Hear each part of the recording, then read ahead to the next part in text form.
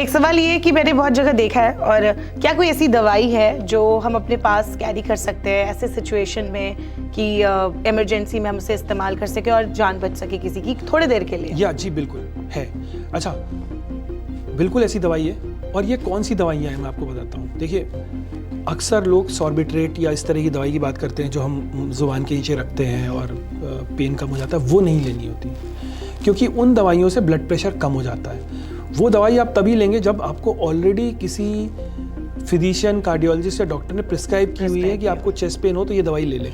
But हम बात कर रहे हैं एक रैंडम पर्सन जो रोड पे जिसको आपको लगा कि हार्ट अटैक हो रहा है या चेस्ट पेन हो रहा है, तो ऐसी कौन सी हम दवाई दें जिससे उसको साइड इफेक्ट भी ना हो, बाई चांस हार्ट अटैक ना हो तो, और हम दे दें। सो यस, इसके लिए एस्प्रिन, जो हमारी नॉर्मल एस्प्रिन दर्द निवारक दवा है, वो 325 मिलीग्राम की आती है। वो वाली पूरी एक एस्प्रिन।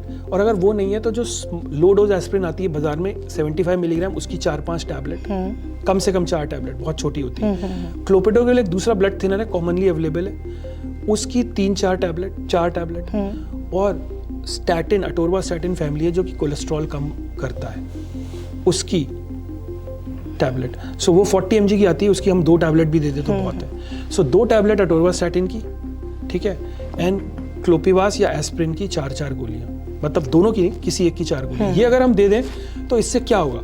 देखिए, इससे ब्लड सडनली बहुत थिन हो जाएगा with in 10-15 minutes.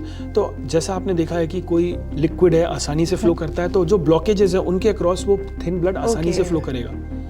Thin blood आसानी से फ्लो करेगा, थिक ब्लड रुक जाएगा। और प्लस बहुत सारे हार्ट अटैक में ये प्लेटलेट प्लग जमा हो रहे होते हैं, तो ये उसको रोकेगा और आपको इतना टाइम मिल जाएगा कि आप नियरेस्ट हॉस्पिटल पहुंच जाएं, जहां पे देन डॉक्टर्स टेक ओवर।